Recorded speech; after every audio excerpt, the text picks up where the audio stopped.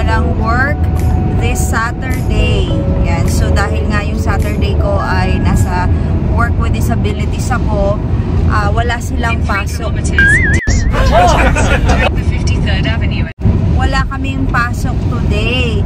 At belated happy Valentine's Day pala sa lahat ng ating mga viewers dyan. Saan man po kayo ngayon, I hope na na-celebrate nyo yan with your loved one. So yesterday,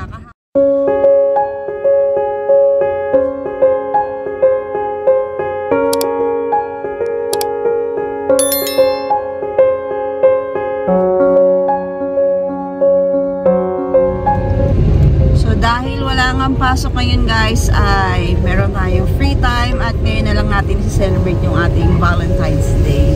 Tama ba? So nandito tayo sa temple ng The Church of Jesus Christ of Latter-day Saints. So ito po yung, hindi po ito yung simbahan, pero ang tawag dito ay temple.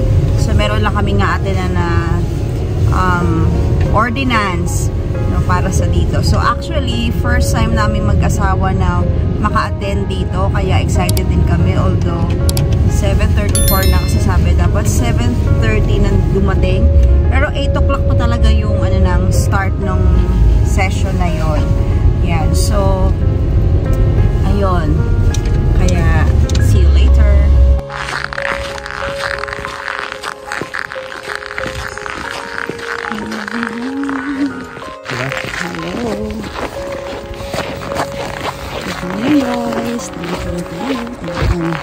Pasok muna kami sa loob, guys. A few moments later.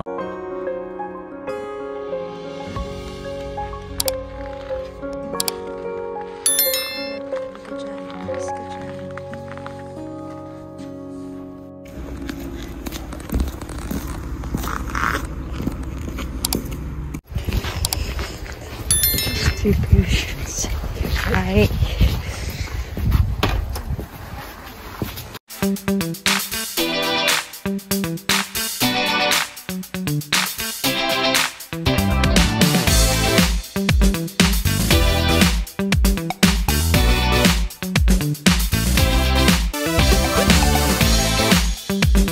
Yan, sumikat na ang araw, guys. So ngayon naman ay pauwi kami kasi tapos kami ng mga past 9, tapos may pinuntahan lang kami doon, and then ngayon mga 10 na, at yung next appointment ko sa massage ay 12 noon. So mahaba pa yung oras, so uwi na lang muna kami para mag-breakfast, late breakfast. Yan, so may love. Kamusta naman ang yung naka 1 week na siya, guys, sa work? So first week ng work. Kamusta naman ang work mo, my love? Naman, masaya. Bakit masaya? Supportive yung mga teammates ko. Ayan. So, ilang oras, ay gaano katagal ba yung paghahanap mo ng work? Mga ilang years? Ilang months? Ilang months kang naghanap? Year din, kasi nag-start ako January 2024. So, dumating tayo September dito. Then, inasikaso muna yung mga papers natin, mga driving license, mga sasakyan, pati si Celestia. Then noong January, doon na ako nag-focus maghanap ng trabaho dito. So noong January 2024, tapos ngayon ay February. So 1 year and 1 month, mga ganon, no, yung paghahanap ng work niya. So habang naghahanap ka ng work, ano yung mga natutunan mo sa paghahanap ng work na related sa field mo? Ano yung mga strategies na pwede na lang Ang hinahanap ko dito sa Canada, yung mga certificates. So yun talaga, certification. Kahit ano experience pero wala certification, medyo mahirap. And yun, pag IT yan, pag sa IT. Kasi nakapag-work naman siya ng yung landscape, kasi referral ng ka-church namin, so parang kakilala, kaya medyo madali. Tapos kahit wala siyang experience doon, na-hire naman siya. Pero yung pag sa mga ganun field, at saka siguro din sa ibang field din, no, kailangan din ng mga background.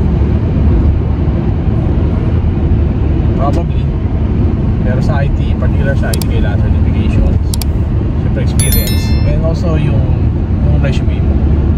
Important yung mga nakalagay doon merong related sa ina-apply mo. Hindi mo na kailangan ilagay doon yung mga hindi unrelated. Yung mga hindi unrelated? Yung mga hindi related? Mga unrelated. Hindi mo na kailangan ilagay doon. Yung mga skill set mo na unrelated, tanggalin mo na rin para ma-optimize yung itsura na resume. Makita, ma-highlight lang kung ano yung kailangan nila. Pati sa experience yun na yung i-mention mo. Huwag mo na yung kailangan, hindi na kailangan i-mention mga experience mo kahit na same sa IT, pero wala namang kinalaman doon sa requirement na hinahanap nila. Huwag mo na i-mention. More focus na lang sa kailangan ng application, yung in-apply. Streamline yung resume.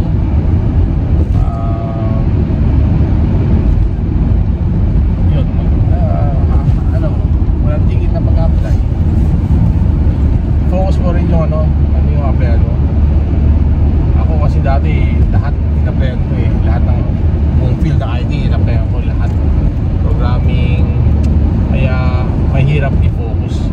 Kasi ang dami kong kailangan i-review, pag-aralan para magpas ba tayo? Magpas pala tayo. Okay, so mamaya na lang guys, lumampas kami dahil okay, exit na.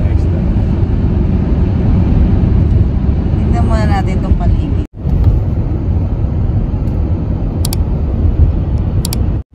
Lumampas ba tayo? So within 1 year na naghahanap ka ng trabaho, ano pa yung iba mong ginagawa bukod sa paghahatid sundo sa akin? So may work pa rin, pero hindi nga lang sa Canada. Ibig sabihin, yung bago tayo punta dito sa Canada, hindi naman ako nawalan trabaho kasi meron akong trabaho pa rin sa IT. Naka-list nga lang sa Australia and Singapore, which is naka-remote ako. Remote work. So nung punta tayo dito, hindi naman ako nawalan ng trabaho. Tuloy-tuloy pa rin kasi remote work ako sa companies sa Australia at sa Singapore. So ang ano lang dito ay nag-apply syempre kailangan ko mag-apply ng trabaho dito para sa pathway natin na which is yung pathway na pinili natin ay tech pathway na kailangan maka-work sa isang tech company dito for a year, then pwede ka na mag-apply ng tech pathway para for PR. So yun yung plan natin. Kaso nga lang, yun nga, natagalan sa paghanap ng trabaho more than a year bago ngayon ako nakakuha. At ngayon lang tayo umpisa sa pathway na yun. Pero kahit na wala pa ako trabaho na sa Canada ng IT, tuloy-tuloy pa rin trabaho sa IT pa rin, pero nga lang sa Australia siya sa Singapore. At saka hindi ka makakonsentrate maghanap ng trabaho talaga kasi may work ka pa. Oo. Nung nawalan ka ng work, oo, natapos na si work ko sa IT sa Singapore noong October, end of October last, kasi nagsara yung company. Kasi startup lang siya kaya nagsara yung company, kaya yun, nawalan ako trabaho sa IT. And buti luckily or blessed naman at yung nawala akong trabaho doon, meron akong trabaho landscaping. So pinagsabay ko kasi yung trabaho ko sa IT sa Singapore, which is gabi dito, then sa umaga nagla-landscaping ako. So parang full time yun. Kasi nung that time inisip ko na baka hindi ako ma-renew ng work permit kung nagstay ako dito sa Canada. Pagkas na natapos yung work permit ko ng 2 years, nakita nila wala akong trabaho. So baka hindi ma-renew, baka yun. Kaya naghanap ako ng trabaho kahit hindi IT muna, which is yung landscaping nga. Kaya nung yung landscaping naman nag-start noong September. So pinagsabay ko, so for 2 months pinagsabay ko yung job ko sa IT sa Singapore, and sa umaga naman landscaping. So parang full time. And natapos yung landscaping ko nung first week of December kasi nag-snow na.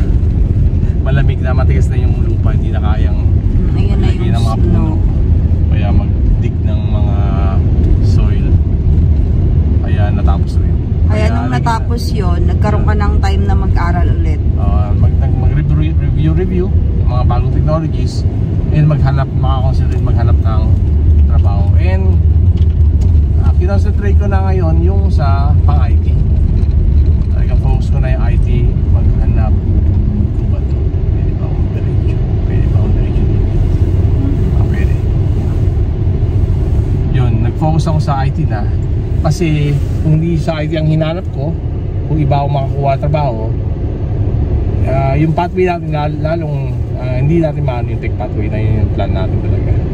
So kasi pag na-stuck ako, nakakuha ako ng trabaho na hindi IT ngayon, hindi na ma-apply ng IT kasi mag-focus ako dun eh. Mahirapan na ako mag-focus maghanap ng trabaho iba kasi usually ang interviews umaga, kung may trabaho ka, hindi ka makakakuha ng interview kasi may trabaho ka sa umaga. Kaya yun, kaya talaga focus ko na yung IT na. Kasi yun rin ang pathway natin. Kung hindi ko pinoko-shoot, kung iba makuha, matatagalin yung ano natin, pathway natin. So ngayon, blessing na nakakuha ako. Na may tumanggap sa akin. So blessing talaga. Muntik-muntik nang mawala. So, ngayon, ano lang, medyo nag-uumpisa ka pa at under probationary. May 90 days probationary period. And after nun, yun, makakakuha ka na ng mga benefits. Ang pinagkaiba ng probationary tsaka pagiging regular dito ay yung benefits yun. Yun lang naman eh. Pero ibig sabihin, kahit na hindi after probationary, pwede pa rin matanggal syempre. Based pa rin sa mga result ng mga pinagagawa mo sa trabaho. A few moments later. Dito tayo sa Renewed Manual Osteopathic. Magpapamassage. Bye! At itong massage nga pala guys ay covered sa aking school insurance, kaya gamitin natin ito dahil kailangan ko din na i-reward ang aking sarili sa mga hard work na yung mga trabaho sa school at sa aking work din na napakahirap, nakakapagod. So it's about time na magpahinga, ma-relax at ang ating body at mag-recharge. Yan. So thank you Renewed Manual Osteopathic and Wellness. Ayan guys, so after ng massage na yan, ready na tayo magpahinga dahil talaga ang sarap magpahinga ngayon na massage yung tayo, yung buong katawan natin, no? So talagang na-feel ko kasi na nakakapagod talaga yung work ko. Well, hindi yung dalawa, pero yung isang work lang talaga, I feel na papagod yung katawan ko. Sabi nga nagmamassage, I feel something here, dito sa lower back, parang ganyan. So anyway, ayun, so kung yun, so grateful pa rin kami talaga for this blessing na na-answer nga ang ating prayer at kaya nga kami ay pumunta ng temple. Although, it has been planned, no? Naplano na namin bago pa na namin matanggap yung magandang result na ito ay talagang plano na talaga namin. Naset na namin yung day na yan. So, ayun, so kung kayo po ay nasa stage pa rin ng paghahanap ng trabaho sa panahon ngayon, ay wag po kayo mawawala ng pag-asa. Lagi po tayong manalangin at talagang sabi nga just trust na, bigay natin yung trust natin sa Diyos at gawin natin yung part natin. So yung resume natin, ayusin natin, yung yun din, pag dumating tayo sa interview, make sure na alam natin yung mga isasagot natin, alam natin yung company background, alam natin yung mga technicalities, kung meron mga technical side aspect yung job na ina-applyan nyo. So, dapat alamin natin yung mga ganong mga bagay para talaga dahil syempre, ang competition talaga dito sa Canada ay mataas, madami, at syempre, hindi lang tayong mga Filipino yung mga applicants, no? Marami pang mga iba-ibang mga nationalities, ang ibang lahi, ang kasabayan natin na iba't ibang pinanggalingan ng background din nila. So, kaya talagang mahigpit talaga ang competition dito ngayon sa Canada. Especially kung sa mga ganong klaseng field like the IT at iba pa, no, yung mga engineering, siguro mga ganan. Ayun, so, but if ever naman kung sa mga healthcare o ganyan, so, kung meron naman kayong background noon, ay medyo mas madali kasi mas marami talagang demand yan. No? So, sa mga IT ay hindi ganun kadami yung ma-applyan. Although meron din, but marami talagang kalaban, no? Maraming kalaban. At saka minsan, hindi naman nila kailangan hindi naman sila parang mass hiring na ilan yung position, ilan yung tao yung kailangan nila sa isang position. Minsan, isa lang, dalawa, tatlo, ganyan. Unlike kung sa mga healthcare, talagang marami silang kailangan. So, yun guys, kung papunta pa lang kayo dito o nagpaplano kayong mag-work dito sa Canada, pag-aralan nyo mabuti yung mga papasukan ninyo at tatagan natin ang kalooban natin kung hindi man agad-agad mabigay yung trabaho na hinahangad natin. So sa panahon din ngayon guys, dahil nga nag-i-strict na ang IRCC, meron kasing mga factors na sinasabi nila na dapat hindi ka maging choosy sa work, yon, or paano kung hindi ka naging choosy, naging cleaner ka, pero dahil nga sa restrictions ngayon, dapat nasa tier 0, 1, 2, meron na silang mga ganon. Unlike dati, kahit anong klaseng work mo, ay magkakaroon ka ng chance for PR. So, pero ngayon, kailangan nating aralin yung papasukin nating trabaho kung ito ba ay merong PR pathway. So, hindi na basta-basta ngayon guys, kung ito bang province na to ay merong PR para sa ganitong klaseng work. So, kailangan alamin po natin yan guys dahil napaka-importante na kapag nasimula na natin yon, syempre, magtutuloy-tuloy tayo doon at yung credentials natin, yung background natin ay nandoon na. Although, pwede naman tayo mag-shift anytime, but again, habang nandito tayo sa Canada, sometimes time is running out, mabilis yung oras dito at mabilis din magpalit ng mga policy. So, kung ano yung policy na meron ngayon, na sa tingin nyo, dapat yun yung tatahakin ninyo, yun yung i-go for it ninyo, guys. So, let's have more prayers talaga kasi syempre, hindi natin alam, hindi natin masabi kung kailan, kung paano, kung gaano katagal na mahanap natin yung work na gusto natin. So, ayun, so para sa amin, ito ay umpisa pa lamang. Marami pa kaming pagdadaanan, marami pang mga unexpected events na hindi pa natin alam kung ano yun, no? Dahil sa mga sitwasyon ngayon dito sa Canada, ng mga policy changes ng mga IRCC.